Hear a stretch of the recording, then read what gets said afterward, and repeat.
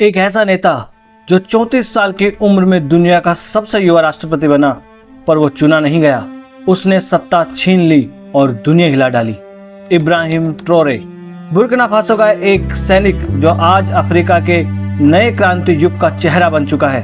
ये कहानी सिर्फ एक कू यानी तख्ता पलट की नहीं है, ये कहानी है कॉलोनियल सिस्टम के खिलाफ एक बड़े विद्रोह की। इस वीडियो में हम समझेंगे इब्राहिम ट्रोरे का उदय, उसका इम्पैक्ट और यूपीएससी के नज़रिए से इसका जियोपॉलिटिक्स में क्या अर्थ है। आइए शुरू करते हैं।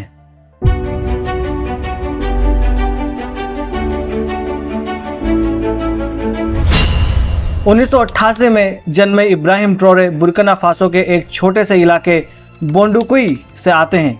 वहाँ के आम लोगों की तरह उनका जीवन भी संघर्षों से भरा रहा, लेकिन स्कूल के बाद जियोलॉजी में ग्रेजुएशन किया और फिर मिलिट्री की तरफ रुख मोड़ दिया। उन्होंने साहेल रीजन में जिहादी ग्रुप्स के खिलाफ कई मिलिट्री ऑपरेशन में हिस्सा लिया। ट्रोरे ने मिलिट्री में डिसिप्लिन, करेज और ग्राउंड लेवल पर लोगों का विश्वास जीता और यही विश्वास 2022 में एक बड़े क्रांति का कारण बना। बुर्किना फासो एक छोटा सा अफ्रीकन देश जहां जिहादी हिंसा दिन ब दिन बढ़ती जा रही थी। फ्रांस की सपोर्ट से बनी सरकार दामिबा लोगों की सुरक्षा करने में असफल थी।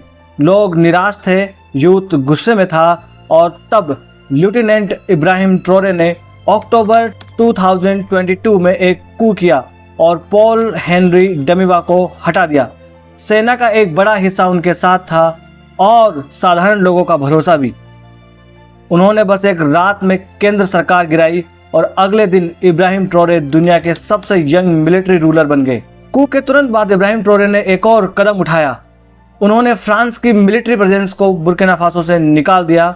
ये कदम एंटी कॉलोनियल वेव का प्रतीक बन गया। साथ ही रशिया के वैगनर ग्रुप के साथ कनेक्शन होने के आरोप भी लगे। जहां फ्रांस उनके विरोध में था, वहीं रशिया उनकी तरफ स्ट्रेटेजिक सहयोग का संकेत दे रहा था। बुर्किना फासो अब एक बैटलफील्ड बन गया था, फ्रांस वर्सेस रशिया का, old versus new youth power का। यह सिर्फ एक देश का मुद्दा नहीं था, पूरा अफ्रीका बदल रहा था। आज इब्राहिम ट्रोरे सिर्फ बुर्किना फासो के लीडर नहीं हैं, वो अफ्रीका के युवाओं के नए क्रांति के चेहरा बन चुके हैं। सोशल मीडिया पर उनकी एक तस्वीर वायरल होती है जहां वो लोगों के बीच खड़े हैं बिना सिक्योरिटी के। वो कहते हैं, we are tired of puppets, Africa needs lions not sheep. उनका सपना है एक आज़ाद अफ्रीका, एक यूनाइटेड साहेल और एक ऐसा सिस्टम जहां लोगों की सुनवाई हो। पर दूसरी तरफ डेमोक्रेसी लवर्स के लिए यह सवाल भी है, क्या मिलिट्री रूल सही रास्ता है?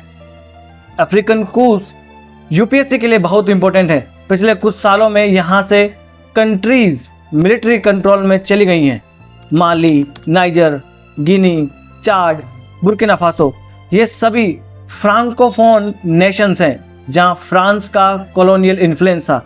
Important dimensions for UPSC mains: internal security, international relation, resource politics. और प्रीलिम्स के लिए Africa map based questions, coup का सीक्वेंस या लीडर बेस्ड एमसीक्यूज। दोस्तों, इब्राहिम ट्रोरे सिर्फ एक नाम नहीं है, एक सोच है, एक वॉइस है जो कहना चाहता है अफ्रीका अब चुप नहीं रहेगा। पर हमारे लिए भी सवाल है, क्या ऐसी रिवॉल्यूशंस लॉन्ग टर्म में जनता के हित में होती हैं? ये कहानी है पावर की, यूथ की और नई दुनिया की जियोपॉलिटिक्स की। ऐसे ही और इम्पैक्टफुल वीडियोस के लिए चैनल को सब्सक्राइब करें और टेलीग्राम पर जुड़ें यूपीएससी के फ्री पीडीएफ के लिए। मैं हूं हंसराज कुमावत, मिलते हैं अगले एपिसोड में। धन्यवाद।